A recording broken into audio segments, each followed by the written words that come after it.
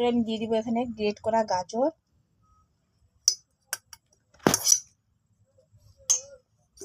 চালের ভাজা। কেকটাকে খুব ভালো লাগার জন্য এটা কিন্তু আমি কি দিয়েছি।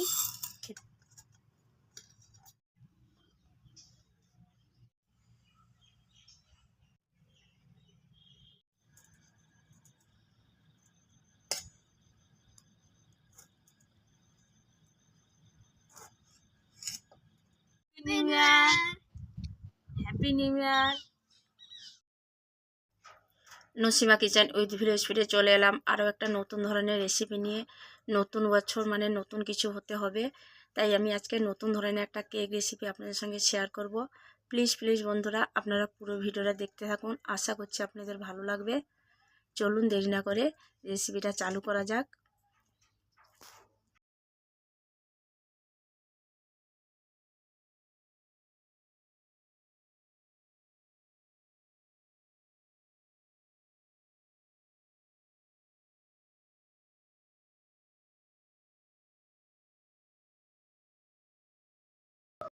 গাজর, এই যে কিশমিশ আর কাজু বাদাম দিয়ে আজকে আমি কেক বানাবো। প্রথমে আমি গাজরটাকে গ্রেট করে নেব।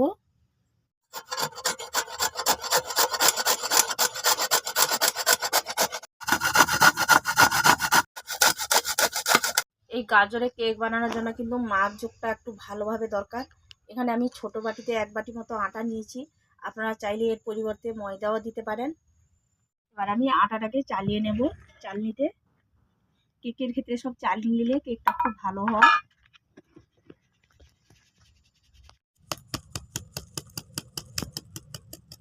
এই বাটিতে আমি সুজি নিয়েছি হাফ বাটি মতো।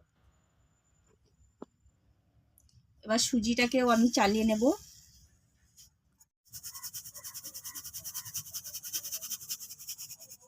এখানে আমি আমুল দুধের প্যাকেট নিয়েছি একটা, ওই আমুল দুধের গুঁড়োটাকেও আমি চালিয়ে নেব চালনির সাহায্যে।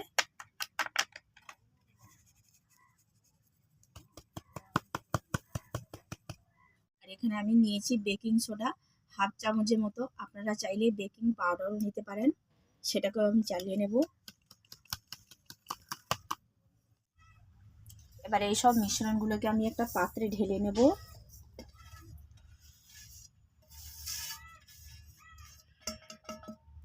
আজকে আমি গরুর দুধ নিয়েছি, আপনারা চাইলে আমুল দুধের গুঁড়োকে গরম জলে ব্যবহার করতে পারেন।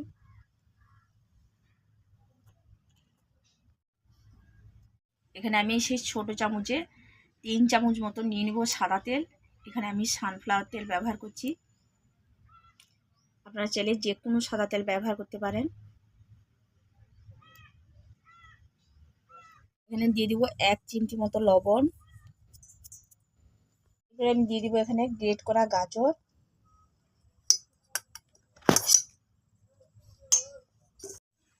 এবার অল্প অল্প করে আমি দুধ দিয়ে মিশ্রণ বানিয়ে নেব।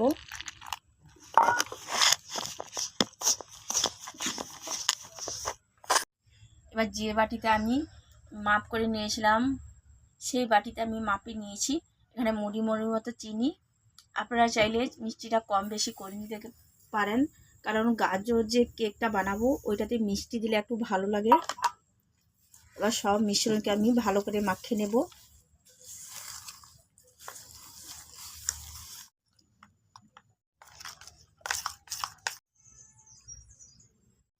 এবার এখানে আমি দিয়ে দিব ভ্যানিলা এসেন্সিয়াল।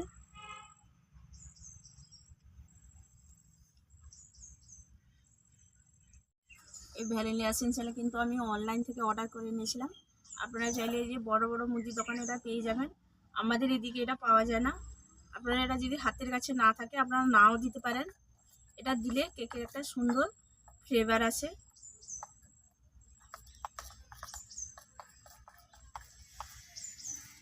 এবার ফেটানো আমার সম্পূর্ণ রেডি। এবার আমি থিকনেসটা দেখাচ্ছি, গাঢ়ও হবে না পাতলাও হবে না, ঠিক এই রকম থিকনেস থাকবে।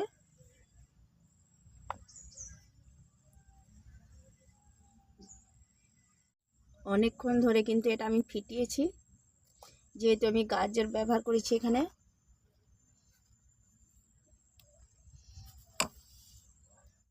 আমি একটা স্টিলের পাত্র নিয়েছি, এখানে দিয়ে দিব আমি সামান্য সাদা তেল।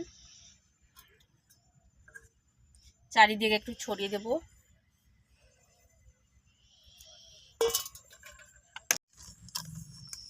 চারিদিকে আমি তেলটা ভালো করে ঘষে নিয়েছি। এরপরে উপরে দিয়ে দিব একটু আটা দিয়ে আমি একটু কট করে নেব।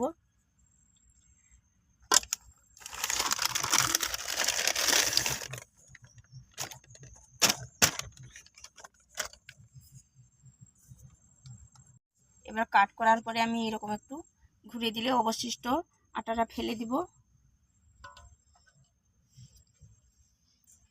আপনারা চাইলে একটা ওর মাপে একটা কাগজও ব্যবহার করতে পারেন। এবার আমি এই বেটারগুলোকে ঢেলে দেবো ওই পাত্রের মধ্যে। খেয়াল রাখবেন যে পাত্রতে বানাবেন সেই পাত্রটা যেন ভর্তি না হয়, কারণ কেকটা অনেকটা ফুলে উঠে।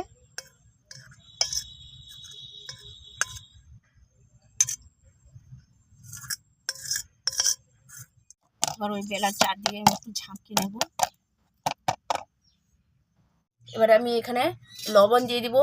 এই যে লবণটা আমি আগে কেক বানিয়েছিলাম সেই লবণটা আমি একটা রেখে দিয়েছিলাম। আপনারা চাইলে বালিওতেও বানাতে পারেন।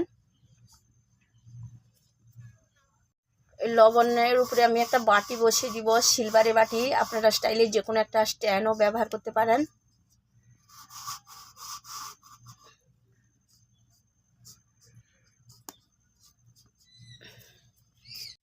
এবারে পচিয়ে দিব ওই যে কেকের ব্যাটার ওই বাটিটার উপরে। তারপরে এখানে দিয়ে দিব এর উপরে একটা স্টিলের থালা, তার উপরে দিয়ে দিব ওই যে কড়ার একটা ঢাকনা। এখানে আমি কিছুটা ড্রাই ফ্রুট রেখেছি। কেকটা কিছুটা হয়ে আসার পরে আমি দেব উপর থেকে ড্রাই ফ্রুটটা। পুরো 10 মিনিট পরে আমি ঢাকনাটাকে খুলেছি কিছু ড্রাই ফ্রুট দেওয়ার জন্য। উপর থেকে দিয়ে দেবো সামান্য চালের ভাজা। কেকটাকে খুব ভালো লাগার জন্য এটা কিন্তু আমি দিয়েছি, খেতেও ভীষণ মজার হয়। আর উপর থেকে দিয়ে দেবো ওই যে কিশমিশি।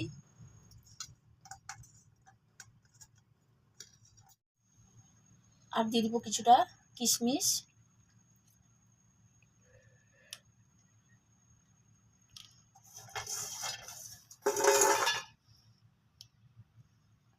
উপর থেকে দিয়ে দেবো কাজু বাদাম। আগে দিয়ে দিলে কি হয়, তলায় চলে যায়।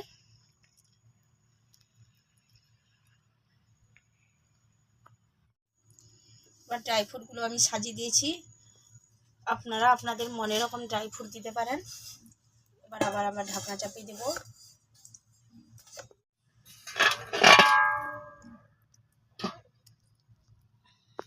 আর চুলির আঁচটা খুব কমেই রাখতে হবে, কিন্তু যারা গ্যাসে করেন গ্যাসে কিন্তু আরও সুবিধা, এই যে বান্নাটা বাড়ানো যায় কমানো যায়।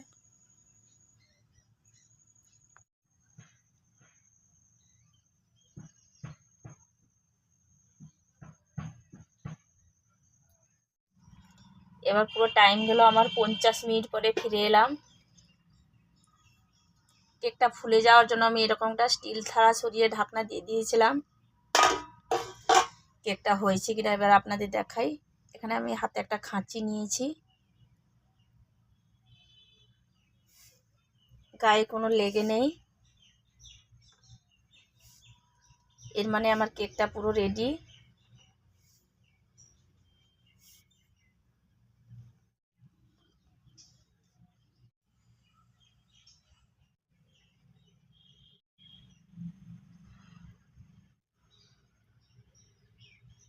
এবার এটাকে উঠিয়ে নেব।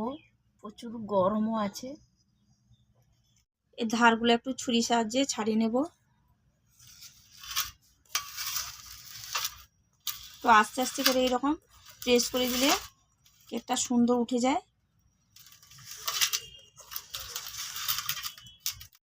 এবার আমি এটাকে একটা উল্টে দেখাচ্ছি একটা থালার সাহায্যে।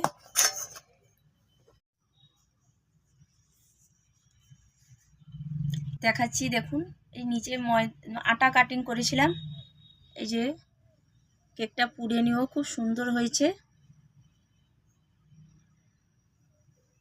এবার কেকটাকে আমি উল্টে দেখাচ্ছি, দেখুন কি সুন্দর কেক।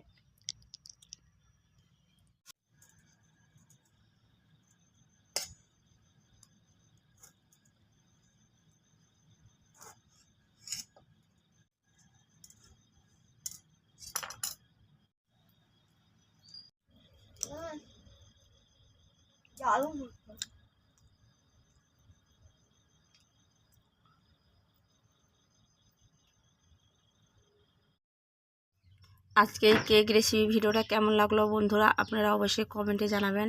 ভালো যদি লেগে থাকে একটা লাইক দিবেন, আর নতুন হলে অবশ্যই আমার চ্যানেলটাকে সাবস্ক্রাইব করবেন। আবার দেখা হবে নতুন কোনো এইরকম রেসিপি নিয়ে। সুস্থ থাকবেন, ভালো থাকবেন। আজকের মতো টাটা।